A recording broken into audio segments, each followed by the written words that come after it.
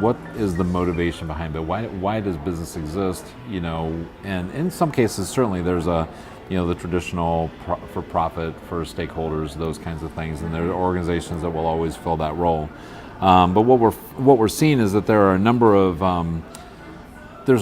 societal needs that are going on, just not only within the U.S. but globally. That historically there's been this kind of we've seen other entities kind of fill that gap. So there may be government organizations, government will come in and they'll address certain needs, especially certain in other countries. They'll come in and they may have more of a play and more of a role in addressing the common societal challenges. In the U.S. and in what we've seen and what I think again kind of other countries have seen too is that government can address certain things. There's also kind of this nonprofit sector that they come in and they kind of address the social challenges, social things like that. But still, that there's this gap and the awareness is that business still has to play a role in filling that gap. And so that's kind of what's been transpiring. Again, this is not a new concept, but really, individuals who are coming and kind of stepping into that gap and saying, we're going to use business, we're going to use sound business principles. We're not going to, the motives behind everything is critical on why we're doing what we're doing, but it becomes more purposeful, more oriented towards, how do we use this business to solve this kind of a challenge? And challenges could be, alleviating poverty. It could be, human trafficking. It could be all the things that we, hear about on the news. How do you solve some of those challenges where government and the social nonprofit, social services, where they're not able to address those?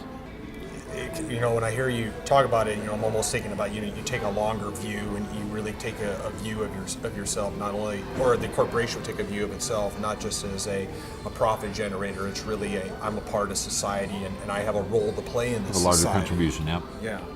Yeah, and you see that with, especially after certain corporate tragedies, if you will, you see, okay, we need to act better. We need to fix this issue.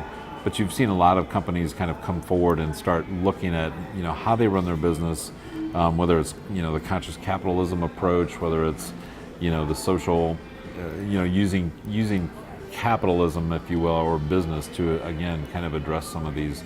We're going to run this business more on purpose, more on mission and vision, and we're going to address some larger challenges. And so I think,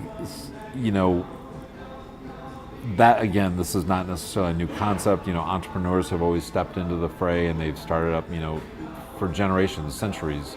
People have started up their own businesses and kind of done their thing.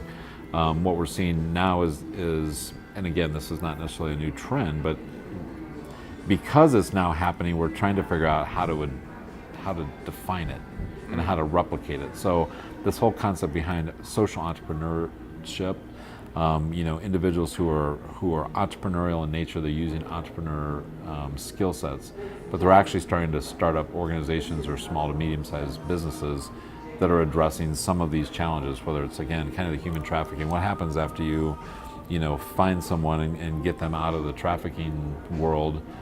What do you do for them? What happens next? How do you keep them from entering back into that world? And in many cases, organizations, small to medium-sized businesses, will step into that situation and say, we've started up a small company that is doing X, and so giving this individual job skills or giving them, just things that they would need to be able to kind of break out of some of those trends in their life. Using X to solve Y. Using X to solve Y. Free market, which Certainly. of course, is a free market solution versus a government solution.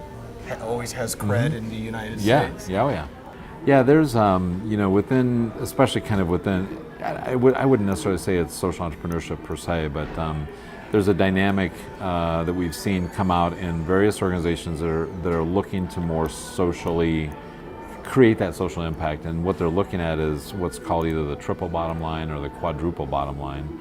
The triple bottom line is economical, environmental, and social. Or if you will, planet, purpose, or a planet, power, planet, profit, and people Okay, so that's one way of thinking about the triple bottom line. And then the quadruple bottom line is in the P's, it's purpose. So it's planet, profit, people, and then purpose. And so when you have organizations starting to look at more, the way that they're evaluated, and in many cases, there's a lot of new business models that are coming out. So like a B Corp, for example, is a new way to actually do business. But actually, as part of your business, you're a for-profit entity that basically every state has to say we're going to acknowledge B Corps. But you're a for-profit entity where some of your funds go specifically to a social endeavor. And so in those kinds of situations, then you have organizations that are getting measured against this either triple bottom line or this quadruple bottom line, and as part of their impact, they're creating impact reports, or their shareholders, if you will, which or their stakeholders, I guess, in these situations, individuals who are either interested in how the organization is doing, maybe not be investors, but they could just be leveraging the benefit, but they're actually producing reports on impact. How am I impacting the 4 P's, or how am I impacting the 3 P's? So anyway, that's one aspect. And so to your point earlier about the community piece, certainly what we find is that the fact of these created communities, the way these folks are starting to come together, and the way the topics are starting to come together, and people are gelling in these communities, are actually creating these networks of individuals that ultimately the networks are being used to empower and to fan the flame, if you will, on those that are out in the field, the entrepreneurs, the social entrepreneurs, and they're able to actually share resources, if you will, whether it's tacit knowledge or whether it's funding or you may be good at this and I'm good at this. Skill Let's work sets. together, Yeah, exactly. and make this happen. Yeah, so when I think of resources, I think of kind of all those things that are going on, not just the money, but people, the human capital side of things, which we talked a little bit about. But well, from the social standpoint, it's like if we do things right, we'll make money, but money's not the driver. The social side of it, what are the outcomes? Certainly, yeah, we do see that there's been a substantial growth of individuals who will actually spend money with organizations who are doing more of a social, they have more of a social bent to them. So I'm going to spend my money over here versus over here because these folks are addressing some kind of thing that I'm passionate about. Nice pair of shoes made of bamboo or something. Yeah, there are some of those, and the interesting part about it is that I won't say the name of the organization, but there has been one organization that's done a phenomenal amount of good associated with shoes. But recently, over the past maybe 6 months to a year, what they were finding was that some of what they were doing is kind of this. There's a conversation that's going on, or this phrase, helping without hurting.